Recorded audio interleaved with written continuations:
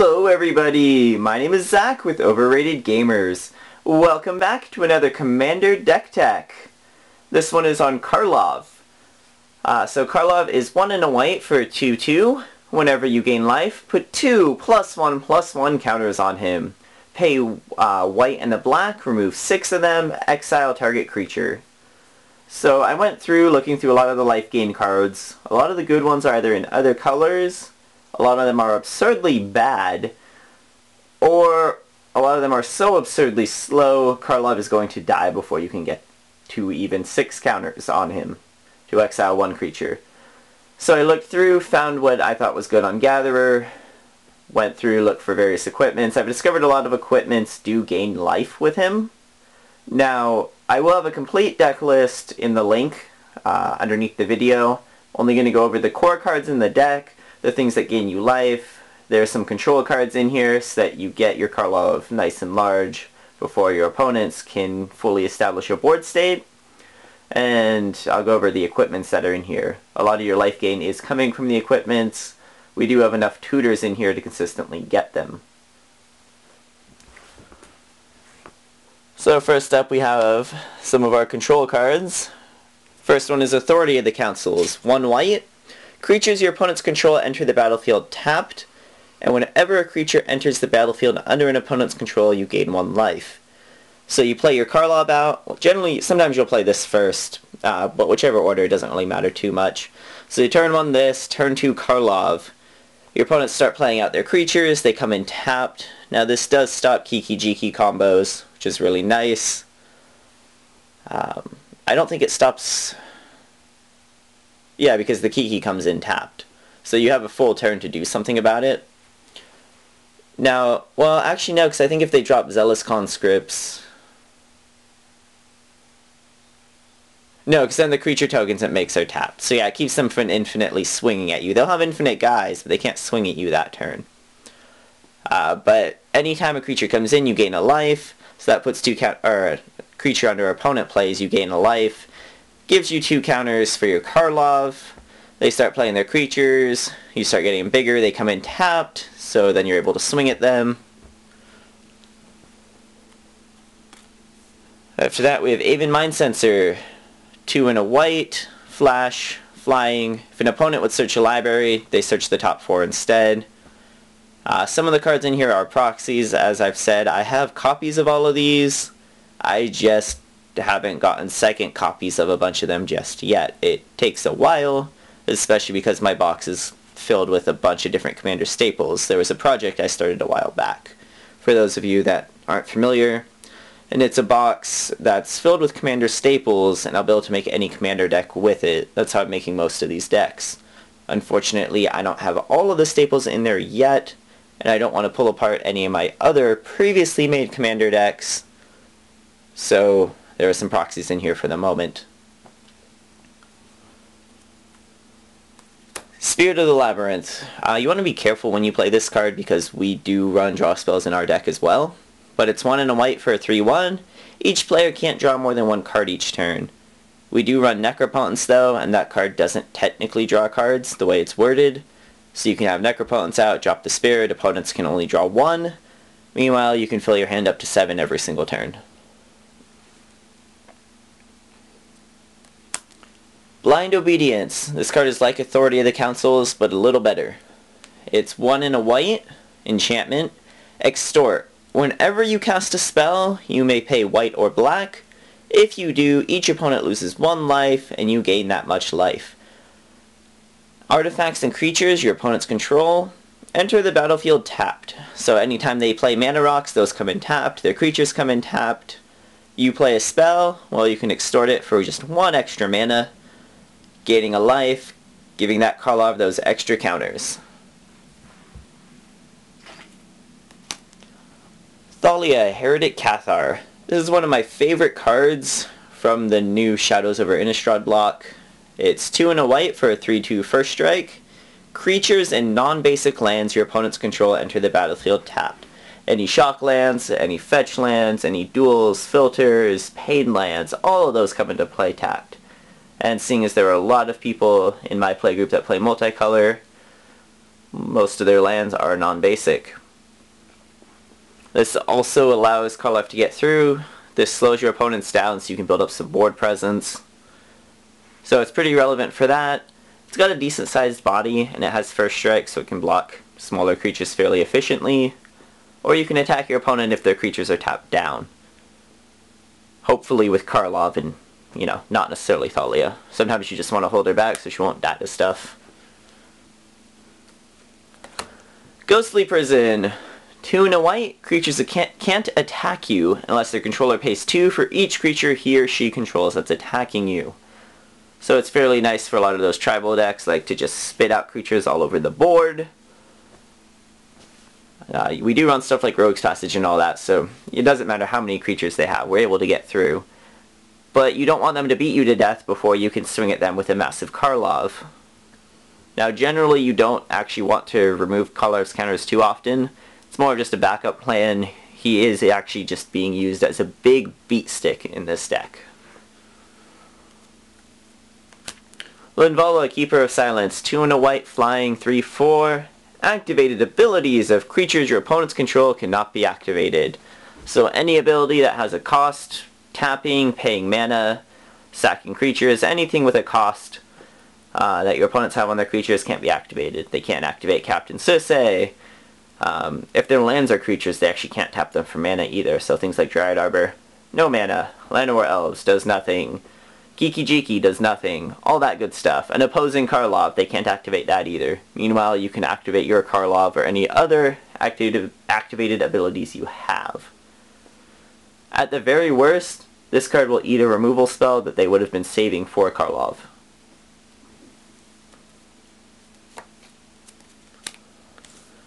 Cataclysm.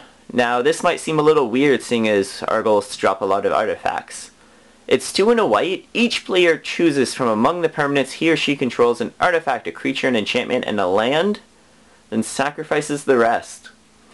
So oftentimes, you do want to play this before you get too many artifacts out, but even if you have a bunch out, as long as you have an Umezawa's Jeet, a Karlov, and a land, you should be fine. Umezawa's Jitty can gain you 2 life triggers every turn. We'll get to that card in a little bit. But you keep 1 equipment, you keep Karlov, hopefully you have an enchantment like an Authority of the Consuls and a land. Everyone else loses all of theirs. It's not that big of a deal for us, because our goal is just to beat people to death with Karlov. I'll play this card as early as turn 4 occasionally, sometimes even turn 3. It all depends on the board state. You want to make sure you're doing it at the right time and you're not doing it at a point where it's going to hit you so hard that you won't be able to come back. So it all depends on what the board looks like, bit of gut instinct, and just what you think, when it seems like the best time to play it. Armageddon, 3 and a white, destroy all lands. This also sets other players back, especially if they're just like mono green decks, or if they're multicolored, or if they're, you know, like 5-color decks, things like that. You want to play this, you know, obviously when you have some mana rocks or something like that out. You could also just play it if you have a sufficiently, you know, if you have a large Karlov, they have no creatures, they have no rocks, and you have no rocks, so destroying all lands is a good time. It's a good time to destroy all lands at that point. Now there is a Faith's Reward in the deck, so if you have enough mana and you Cataclysm or Armageddon, you can play Faith's Reward. That's 3 and a white instant.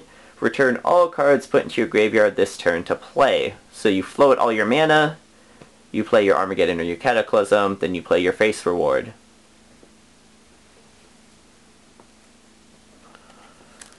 Rest in Peace. Now, there's no Sun Titan in this deck. I don't think there's any kind of recursion actually in this deck. And part of that is because I put Rest in Peace in. It's 1 and a white enchantment. When it enters the battlefield, exile all cards from all graveyards. If a card or token would be put into a graveyard from anywhere, exile it instead. That does include Eldrazi. Their replacement effects will not happen because they will be exiled. This stops the Reanimator decks, people that like to entomb then reanimate right after that. Or just people looking to get an Eternal Witness, a Snapcaster, Past in Flames, Yawgmoth's Will, any of those kinds of cards. This puts a stop to that, puts a stop to it.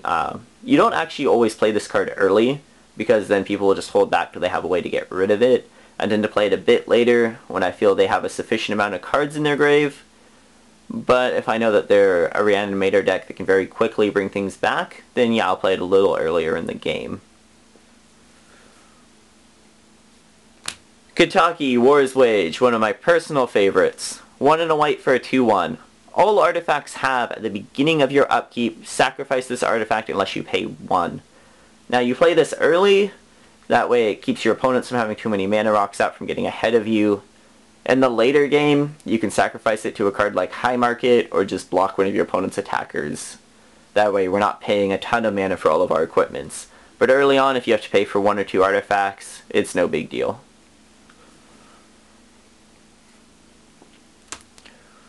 Aura of Silence, 1 and 2 white. Artifact and enchantment spells your opponent's cast cost 2 more. You can sacrifice it to destroy an artifact or an enchantment. So this you want to get out as early as possible. Keep your opponents from ramping out as quickly, keep them from getting those rocks out, keep them from getting out some of those problem enchantments. We can drop this down early on, slow all that down. If it's later in the game and they've already gotten a bunch out, well, you can just use it to blow one up. Serra Ascendant. The only times where you want to play this card are as if your deck is an aggro deck. So Rafika the Many will run something like this because you can put a bunch of those equipments on it pretty early, like Onaginata and just swords and all that stuff. Start swinging with it early on, and then when you get Rafika out, it just swings for a whole hell of a lot more. It's in this deck for 2 reasons. One, we are technically actually a bit on the aggro side. We do have some control cards, but our goal is to finish things quickly. It's a 1 mana 1/1 with lifelink. As long as you have 30 or more life, it gets +5/+5 and has flying. So turn 1. Alright, we have Serra Ascendant. You only want to run this card if you're running a form of aggro deck. If you're not an aggro deck, don't run Serra Ascendant. It's 1 white for a 1/1 flying, or for a 1/1 lifelink. As long as you have 30 or more life, it gets +5/+5 and has flying.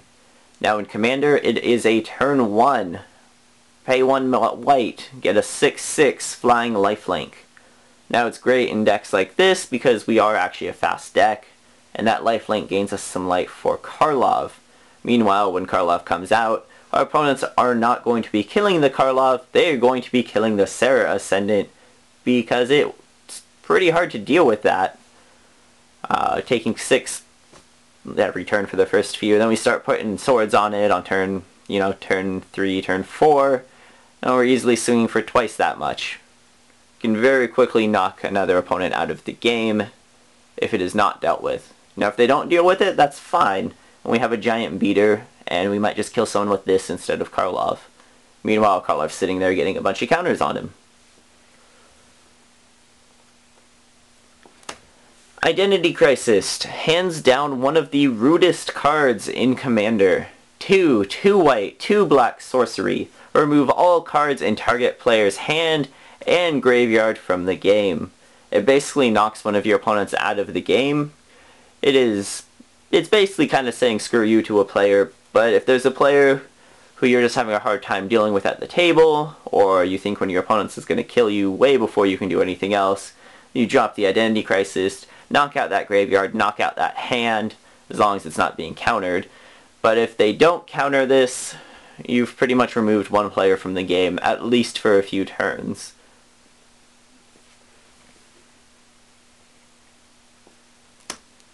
Now we're moving into the equipment. Our first one is Loxodon Warhammer. 3 mana, equipped creature gets +3/+0, has trample and lifelink, the equip cost is 3. So we put this on Karlov, he swings at a player, he gets 2 counters on him, suddenly he goes from a 5/2 to a 7/4, and it just helps him start getting bigger. Now the one downside to this equipment is it doesn't afford him any form of protection, like some of the other swords do, and you only get the life gain if he connects with a player, so they could very easily also just block him and he could die. I tend to want to try to put this on other creatures or put it on Karlov after he's gotten bigger. I never search for this one. Actually, I don't really search for the Warhammer. It's good, but there are other equipments you want before you get this one out. Such as Batterskull. It's 5 mana, living weapon. When it comes out, create a 0/0 germ creature token and attach this to it. Equipped creature gets +4/+4, has vigilance and lifelink. You can pay 3 to return Batterskull to your hand, and the equip cost on it is 5. A lot of the times I'll let it sit there and just beat on its own with the germ token it comes out with. It's 4 mana, or it's a 4/4, dealing 4 every turn. It has vigilance. You can also just put it on Karlov the turn after it comes out. So he starts gaining you some life, he has vigilance. Gives him some nice stat boost. Basilisk Collar, 1 mana, equipped creature has Death Touch and Lifelink, equipped 2. I do like getting this one fairly early because you can play it turn 1, turn 2 play Karlov, turn 3 attach this to Karlov. Generally there are a few people who don't have creatures out at this point, so you can hit at least one player early on, bring him up to 4/4. Well, at this point they might have some smaller creatures, but you can safely start swinging through people oftentimes at this point. So then he goes to a 6/6, then he goes to an 8/8, and generally he's increasing in stats in such a way that if your opponent is blocking it with creatures, they're not bigger than Karlov. And one of my favorite Magic cards, and one of the only commander decks you can justifiably run this in, Umezawa's Jit.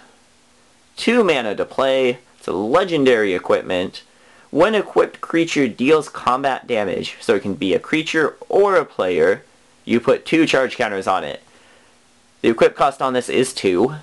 Remove a charge counter from the Jit, choose 1. Equipped creature gets +2/+2 until end of turn.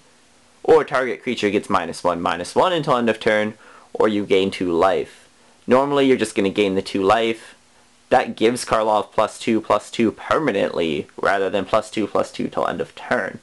So you remove the charge counters, gain the 2 life, give Karlov the 2 counters, and you can do that twice in a turn. So he deals damage, and then you get 2 counters on this. So if he has lifelink, and he has the Jit on him, that's being able to exile 1 creature every turn if you need to, just with the Jit and 1 other card. Now, you can remove the counters from it, even if it's not equipped to a creature. The only ability you can't use at that point is the giving a creature +2/+2 till end of turn, which we don't really use anyway.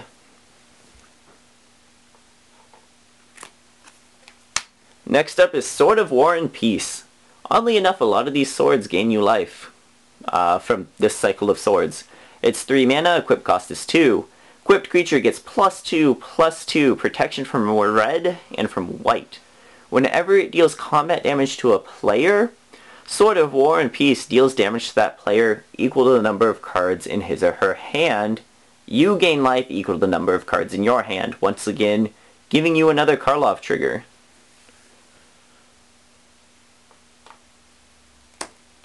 We have our Swiftfoot Boots, pay 2. Now, we don't run the ones that give Shroud, because then we can't attach anything else to it.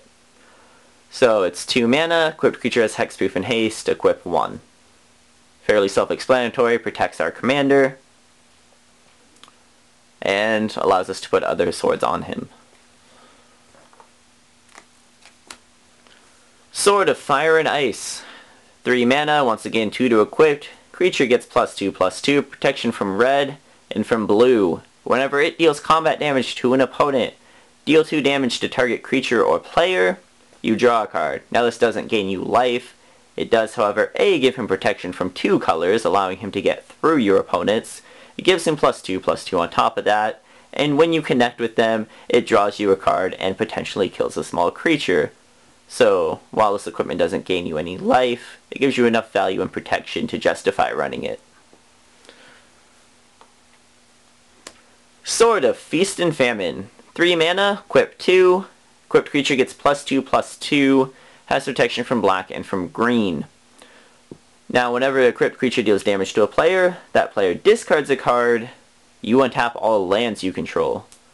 So generally you want protection from black and from white. Those are the 2 most important ones because they have some of the best removal in Commander. Protection from green is pretty good too. They can't beast within your creature, which is always nice. Untapping your lands is pretty good, but because we're playing this early, it allows you to maybe play, like another sword or something. This sword actually isn't as important as the other ones. You want your life gain swords first, I have discovered, because you're getting these really early.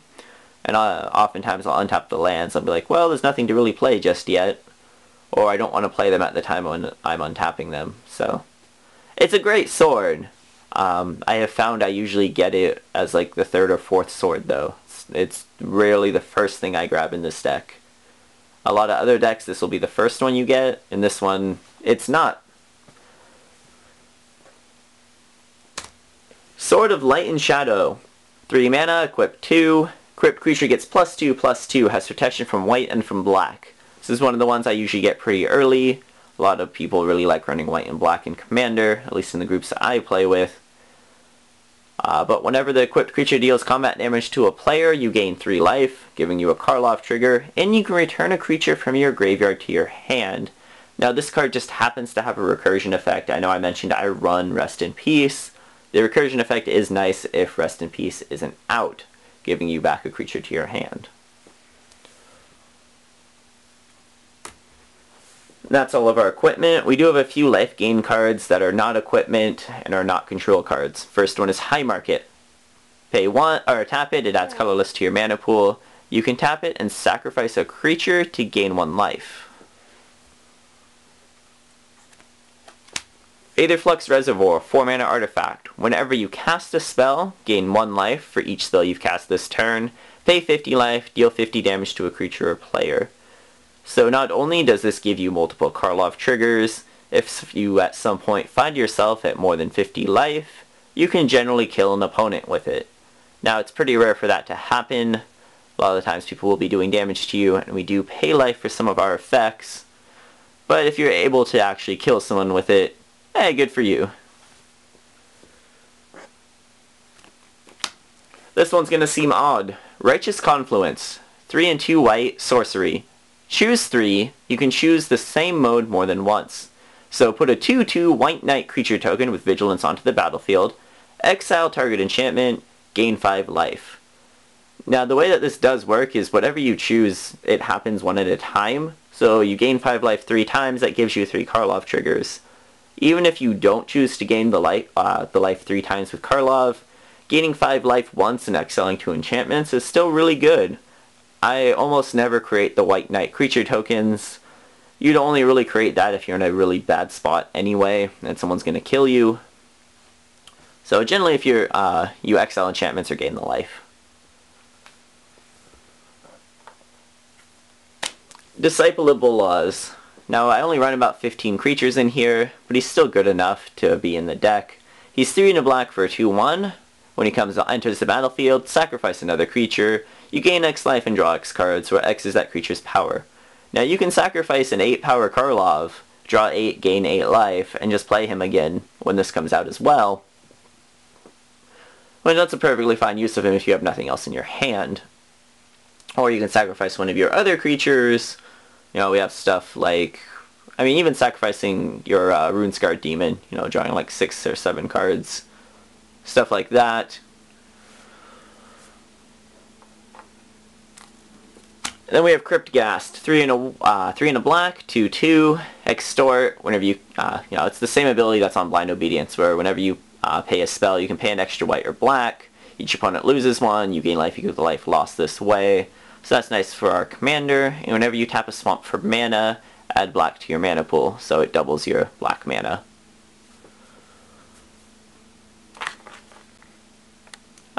Now we have a few ways you can cheese win in the game. The first one is Felidar Sovereign.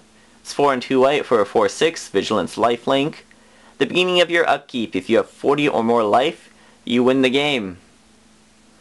Now, it rarely actually makes it around the table. Usually someone does remove it. But if they don't, hey, you get a win out of it.